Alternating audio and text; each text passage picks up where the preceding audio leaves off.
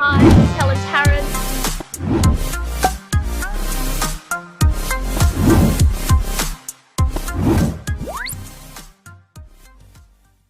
Welcome to another episode of Commercial Property Roadshow. You're here with Helen Tarrant, and today I'm actually going to talk about what's a good commercial property versus a bad commercial property. You see, there's been lots of questions in my community and with my clients. How do you define what's a good commercial property with a bad commercial property in this current market? Because the market is so hot and there's so many people diving in and they're buying almost anything. How do I buy a commercial property without making the mistakes? Should I wait? What should I do? Now, there's a little trick to this, and I'm going to tell you this because you're my audience, and also thank you for subscribing, and because I really want to make sure you're not making the mistakes out in the market that so many other people are making. So, a good property to you may be a bad property to someone else. Now, the characteristics of the property is very individual, and depending on your financial and risk circumstances, certain deals are not suitable for you as maybe for someone else, which is what my buyer's agency service actually specializes in. It specializes in helping you finding the right property to meet your financial goals and the criteria so you can build out a portfolio rather than just picking one off the shelf and say, here it is for you. So, what is a good commercial property? Traditionally, what a good commercial property is that it's got a solid tenant. So it's got a solid tenant, it's got a long lease, and how long is a lease depending on the area and the type of tenant. So it could be anything from a 2 to a 10-year lease depending on the tenant. That it's in a good location, easy to re-tenant. That's number 3. Good location, easy to re-tenant. Number 4, the rent is not inflated or above market, and the tenant's paying market rent, and they've got a good paying history. Number 5 is that the area is changing and growing, which means that you could pick up potential future growth. Now, when you look at all of that, and the returns of the property is also good, because sometimes you have to sacrifice a little bit of return to get all of those 5 major criterias. But if you do happen to find the right yield for it, then you really hit the unicorn. And the reason I say it's a unicorn is because most people want all of those things wrapped up in a property, and they want a property at a bargain price. You see, the thing is, it's not so much about buying the bargain. It is actually about buying a property that suits your needs. But also, if we break down those 5 criteria, so let's look at the tenant. Now, the tenant in there could be, let's say, a government tenant. Let's say if you want to buy a government tenant, then that tenant, you might find that their lease might only be something like 2 years, or sometimes 18 months, or 2.5 years. They're a little bit different in their lease term, and that's because they're based on government funding. And because their government funding changes over time, and that the different projects and initiatives change, sometimes their lease terms need to match that. But they also have in their lease a clause that says, if they were to lose their funding for whatever reason, they will then be able to get out of the premise within 3 or 6 months of them losing that funding. So there again, that for you may see that a government tenant may be really secure, but you might find the lease to be less secure because of that clause. Now, if you get a normal brand name tenant, such as a Bridgestone tire, or you might get a McDonald's or Subway, or any of those type of tenants, you might find they're on long leases, but your returns are going to be much lower.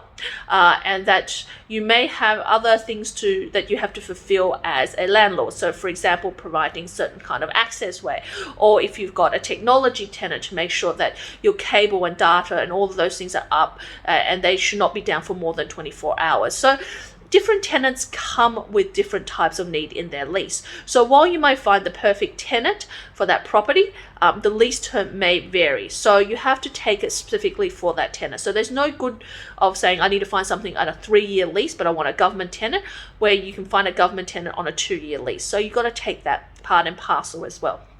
So number 1.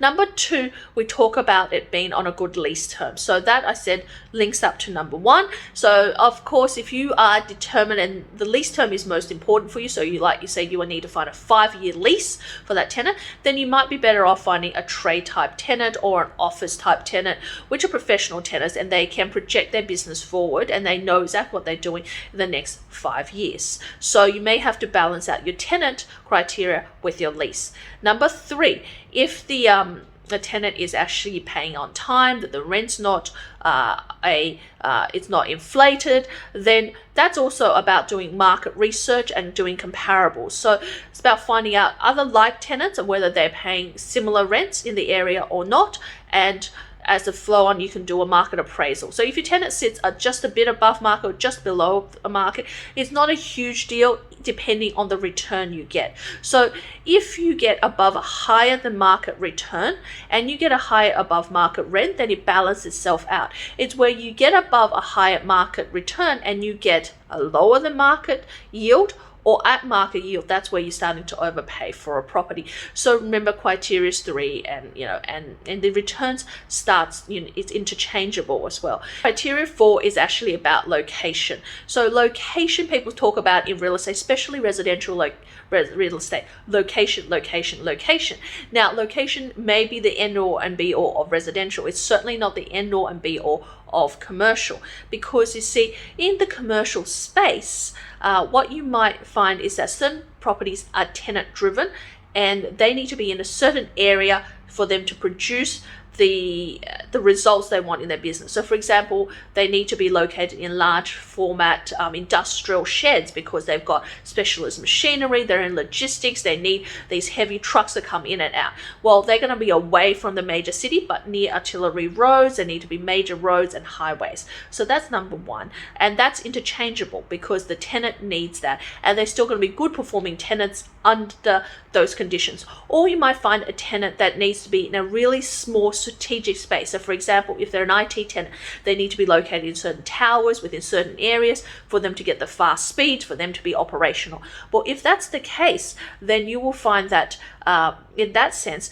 then their location is strategic and they may be willing to pay a higher rent to be in that area. So that's where you start to look at, is the area, the location for that tenant also fits. So when you're looking at those 5 criteria and you're thinking good tenants, good properties, or versus bad, they're all interlinked and they are changeable over time. So you have to really take each commercial property deal on their own. So I can't specify that enough, that you have to take each commercial property deal on their own merit and assess the 5 things before you decide is it a good property or a bad property. Because sometimes a bad commercial property that may be in a down and out area, in a tenant that's on a month-to-month lease, a tenant that's not tidy, may not suit that area, and that they may be paying under market rent, or they may be paying above market rent because they've been there for a long time, may be a bad deal. But remember, they may be a bad deal for you right now because you don't have the time or the money to actually fix this property. But to another investor who has a little bit more risk profile, who can go into that property and can go in and fix up that property. So for example, they can go in, kick the tenant out, do a full clean out of the property, increase the value by maybe doing a paint, cleaning out the inside, doing some partitioning, cleaning out the outside, and doing maybe even some landscaping and gurneying, or even if at worst they need to fix up leaks, replace the roof, or to add a kitchenette or whatever they needed to do, or maybe add amenities to there.